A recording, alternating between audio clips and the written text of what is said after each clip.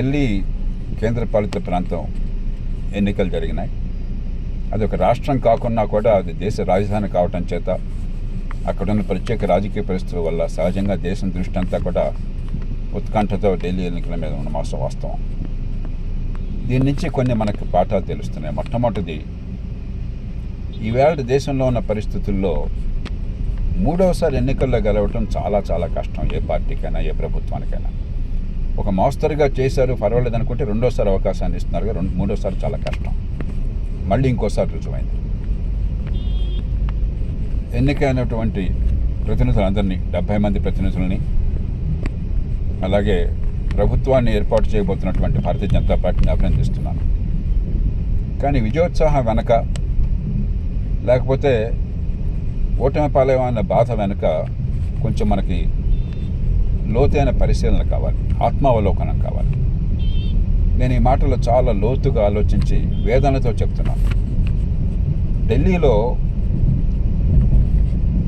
అవినీతి వ్యతిరేక ఉద్యమం వచ్చినప్పుడు దానికి పూర్తిగా మద్దతు ఇచ్చిన వాడిని నేను.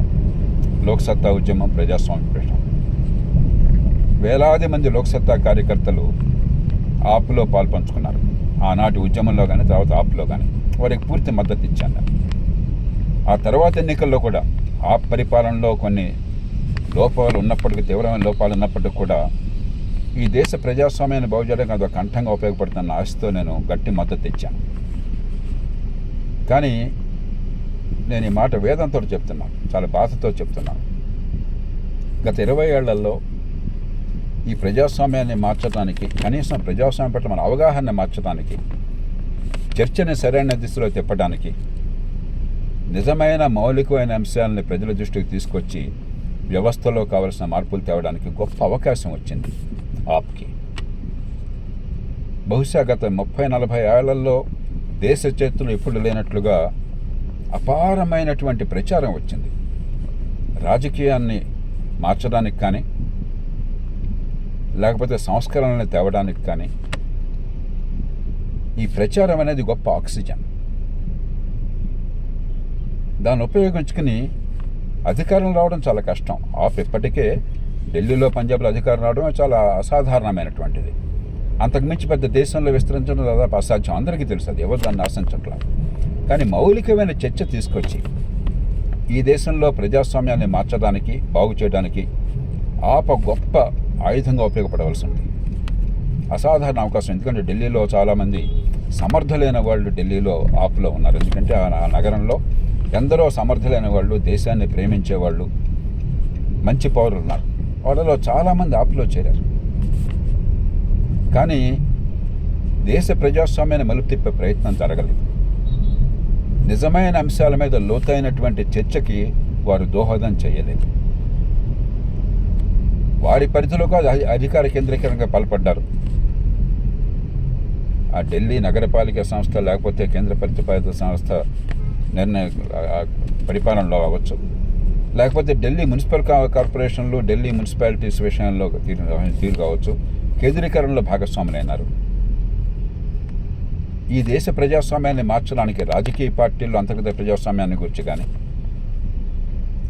లేకపోతే సమర్థులైన వాళ్ళు, నిజాయితీ పరులు, దేశాన్ని ప్రేమించేవాళ్ళు, తపన ఉన్నవాళ్ళు, నిజాయితీగా హేతుబద్ధమైన పద్ధతులతో, నిజాయితీగా అంటే ఓట్లు కొనకుండా, అబద్ధాలు ఆడకుండా, జనాన్ని మోసం చేయకుండా, కులాన్ని మతాన్ని రెచ్చగొట్టకుండా, హేతుబద్ధమైన ఆలోచనలతో అంటే దీర్ఘకాలిక భవిష్యత్తును గురించి కూడా ఆలోచించడం. ఏదో తాత్కాలికంగా చట్టబద్ధమైనా కూడా తాత్కాలికంగా జనాన్ని మాయబోచడం కాకుండా, అలాంటి వాళ్ళు దేశంలో బాధ్యతలు తీసుకోకపోయినట్టయితే, మన పన్నుల డబ్బు వాళ్ళ చేతుల్లో ఉండకపోతే, అధికారాన్ని బాధ్యతగా వాళ్ళ మీద పెట్టకపోతే దేశం చాలా ప్రమాదంలో పడుతుంది.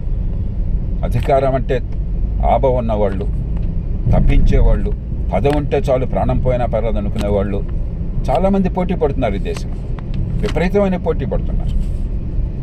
అలా కాకుండా రాజకీయాన్ని మార్చాలి, ఎన్నికల వ్యవస్థను మార్చాలి, అధికారాన్ని వికేంద్రీకరించాలి, జనం చేతికి అధికారాన్ని ఇవ్వాలి, చట్టబద్ధ పాలనని తీసుకురావాలి, బహిరంగ చర్చలో మంచి ప్రమాణాలని, పరస్పర గౌరవంతో బూతులు తిట్టడం కాకుండా, బస్తీమే సవాల్ కాకుండా, నలుపు తెలుపు కాకుండా పరస్పర గౌరవంతో వ్యవస్థను గౌరవిస్తూనే మార్పులకి హేతుబద్ధమైన వాదనలతో వాస్తవాల ఆధారంగా దారి చూపెట్టాలి. అంటే రాజకీయంలో ఉన్న వాళ్ళు సామాన్య ప్రజలకు ఆదర్శంగా నిలవాలి. ఇవన్నీ ఆపలు జరుగుతాయని నేను ఆశపడ్డాను, మనం అంతా ఆశపడ్డాం. అధికారం ఉన్నా లేకున్నా కూడా ఆ ప్రయత్నం కనుక చిత్తశుద్ధితో జరిగినట్టయితే ఈ దేశంలో ప్రజాస్వామ్యం మంచి దిశ జరగడం కోసం చెప్పని ఒక మంచి మార్గం ఉండేది. ఎన్నికలు ఎప్పుడు జరుగుతూనే ఉంటాయి. మన దేశంలో ఎన్నికల్లో, పనికిరాని ఎన్నికల్లో కూడా, ఏ రకమైనటువంటి వనరులు అధికారాలు లేని సంస్థల ఎన్నికల్లో కూడా భయంకరమైన పోటీ, జీవనమరణ పోరాటం ఎన్నికలు జరుగుతున్నది. పెద్ద గొప్ప విషయం కాదు. ఎన్నికల్లో పోటీ చేసే వాళ్ళ కోసం కాదు, ఎన్నికలు సామాన్య ప్రజల కోసం, మన భవిష్యత్తు కోసం. ప్రజాస్వామ్యాన్ని మౌలికంగా మార్చే ప్రయత్నమూ జరగలేదు. ఉన్న అవకాశము సద్వినియోగం కాలేదు. చర్చ ద్వారా, అధికారం ద్వారానే చేస్తారని అనుకోలేదు. ప్రవర్తన ద్వారా, చర్చ ద్వారా. రెండోది, ప్రజాస్వామ్యంలో, అందులో ఒక పేద ప్రజాస్వామ్యంలో ఖచ్చితంగా తాత్కాలికమైన వ్యక్తిగత ప్రయోజనాలు, సంక్షేమము అవసరము.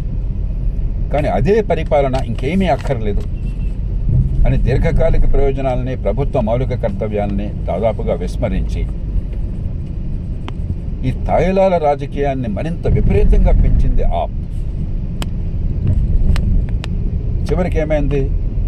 దాన్ని భయంతో, ఎన్నికలు ఏమవుతామన్న భయంతో కాంగ్రెస్ పార్టీ, చాలా ప్రాంతీయ పార్టీలు, ఒక బిజు జనతా దళ్ తప్ప, ఇటీవల కాలంలో చాలా చోట్ల బీజేపీ విపరీతంగా దాన్ని అందిపుచ్చుకొని ఈ తాత్కాలికమైన వ్యక్తిగత సంక్షేమమే పెద్దది అన్న స్థాయికి రాజకీయాన్ని తీసుకొస్తుంటే అది ఆప్ వల్ల దేశానికి చాలా తీవ్రంగా జరిగిన ప్రమాదం. సంక్షేమం అవసరం ప్రజాస్వామ్యంలో, అందరికీ పాత్ర కల్పించాలి, ఆ విశ్వాసాన్ని ఇవ్వాలి, నిలబెట్టాలి. పేద దేశాల్లో మరింత అవసరం. కానీ సంక్షేమమే పరిపాలన అయితే, అప్పు చేసే పప్పు కూడా తింటే,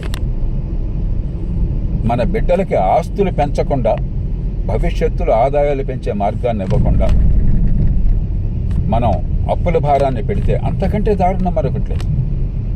వచ్చే తరానికి మనకంటే ఆస్తులు ఎక్కువ ఉండాలి, అప్పులు లేకుండా ఉండాలి, సంపాదించే శక్తి పెరగాలి.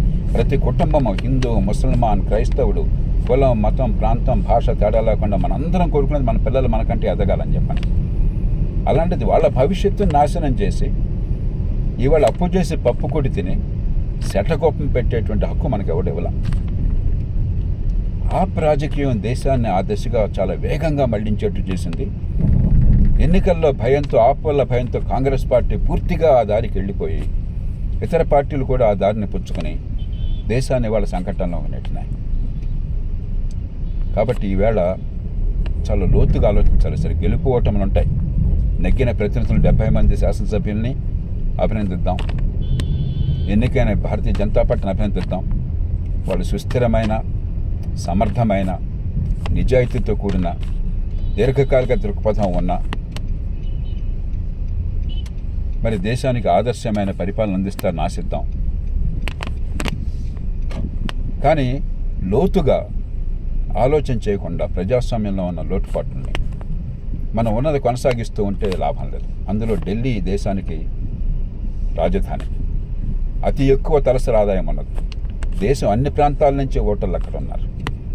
అక్కడి నుంచి కూడా మార్పు ప్రారంభం కాకపోతే దేశానికి చాలా నష్టం కలుగుతుంది. ఈ ఎన్నికల్లో డబ్బు ప్రవాహం చూస్తే దక్షిణాదిన కేరళ మినహాయించి మిగతా రాష్ట్రాల్లో భయంకరమైన డబ్బు ప్రవాహం ఎట్లా ఉందో మనందరికీ తెలుసు. ఆంధ్రప్రదేశ్, తెలంగాణ, కర్ణాటక, తమిళనాడు రాష్ట్రాల్లో వేలాది కోట్ల రూపాయలు ప్రతి రాష్ట్రంలో ఎన్నికల్లో ఖర్చు అవుతున్నాయి. ఢిల్లీలో డబ్బు పంపిణీ ఆ తీరులో ఉన్నట్టుగా మనకు అర్థమవుతుంది దూరం నుంచి. 230 కోట్ల రూపాయల పైచులకు పట్టుకున్నామని చెప్పిన ఎన్నికల సంఘం ప్రకటించారు. దక్షిణాది రాష్ట్రాల్లో మన అనుభవాన్ని చూస్తే 100 రూపాయలు పంపిణీ చేస్తే 3 రూపాయలు 2 రూపాయలు ఎన్నికల సంఘం పట్టుకోగలుగుతోంది.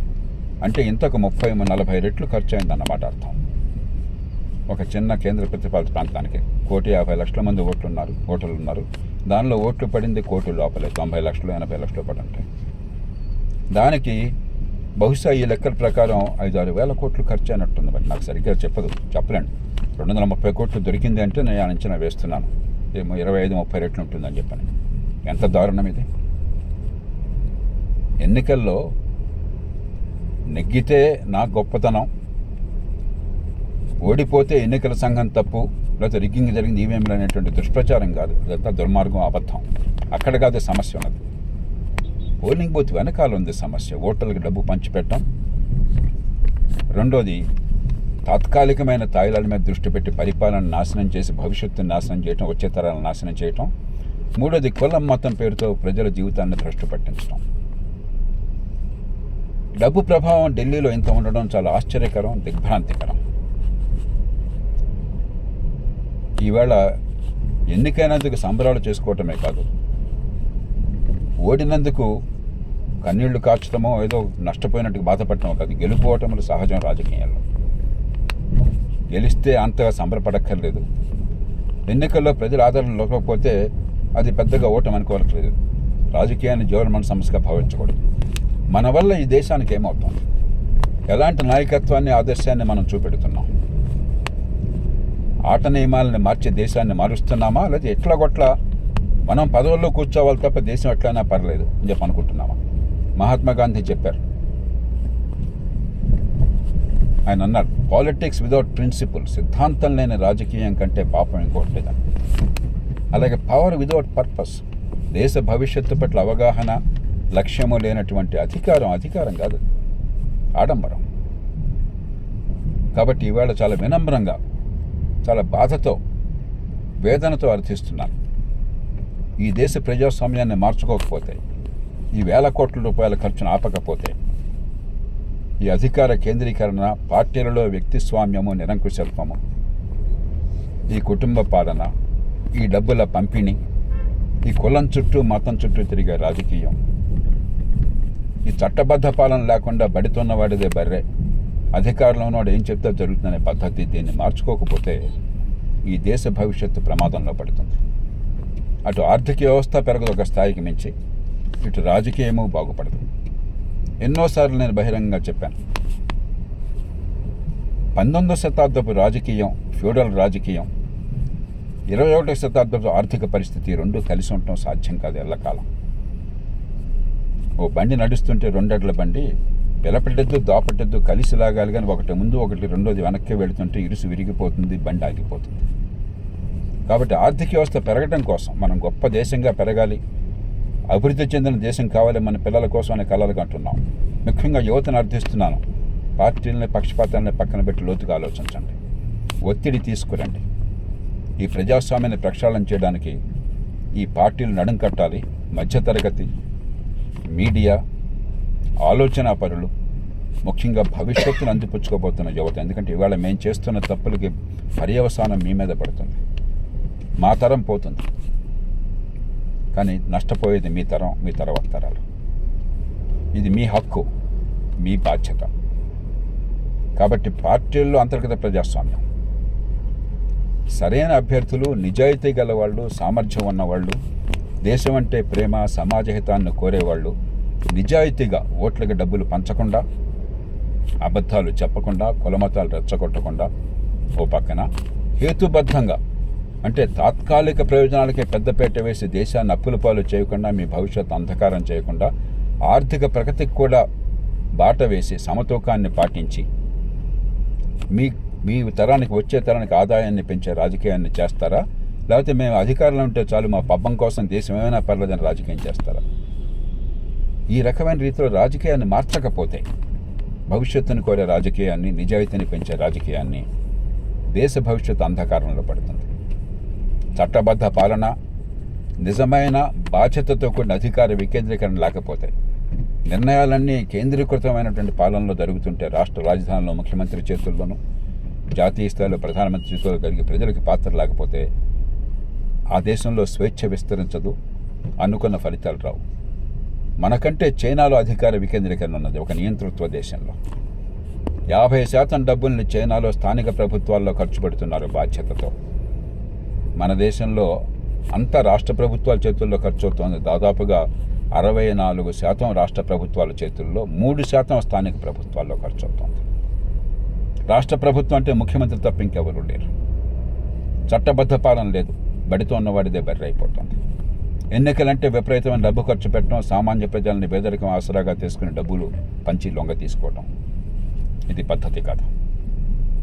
ఎందుకు ఇవన్నీ ఇవాళ ఈ ఎన్నికల సందర్భంగా చెప్పాల్సి వస్తుందంటే, ఢిల్లీ ఎన్నికలు మామూలు ఎన్నికలు కాదు, దేశ రాజధానిలో ఎన్నికలు, దేశంలో అత్యంత సంపన్నమైన నగరంలో ఎన్నికలు, దేశంలో అన్ని ప్రాంతాల నుంచి మధ్యతరగతి వచ్చి నివసిస్తున్న ఎన్నికలు, కులం మతం ప్రాంతానికి అతీతంగా దేశానికి మార్గం చూపవలసిన ఎన్నికలు. మనందరికీ ఒక ఆశాకిరణంలా కనిపించినటువంటి ఒక పార్టీ నిరాశపరిచి దేశ రాజకీయంలో ఉన్న సమస్యలో భాగమైపోయిన ఎన్నికలు, పరిష్కారాన్ని చూపెట్టకుండా సమస్యలో భాగమైనటువంటి ఎన్నికలు. ఆ నేపథ్యంలో కొంత ఆత్మావలోకనం కావాలి. మరోసారి ఎన్నికైన సభ్యులను అభినందిస్తూ, భారతీయ జనతా పార్టీ ప్రభుత్వం ఢిల్లీలో దేశానికి ఒక ఆదర్శాన్ని చూపెడుతుందని, నిజాయితీ, ప్రజాస్వామ్యబద్ధమైనటువంటి పరిపాలన, చట్టబద్ధ పాలన, అధికార వికేంద్రీకరణ, గణనీయమైన ఆర్థిక ప్రగతి, దాంతోపాటు ఈ దేశంలో అన్ని పార్టీల నాయకులు కూడా దీని ఒక అవకాశంగా తీసుకుని అంతర్మథనం చేస్తారని, దేశ రాజకీయాన్ని మలుపు తిప్పి మన భవిష్యత్తుని పదిలపరచడం కోసం చిత్తశుద్ధితో దేశంలో కావాల్సిన సంస్కరణల కోసం గట్టిగా నిలబడతారని మనసారా ఆశిస్తున్నాను. మీ అందరికీ నమస్కరిస్తూ సెలవు తీసుకుంటున్నాను.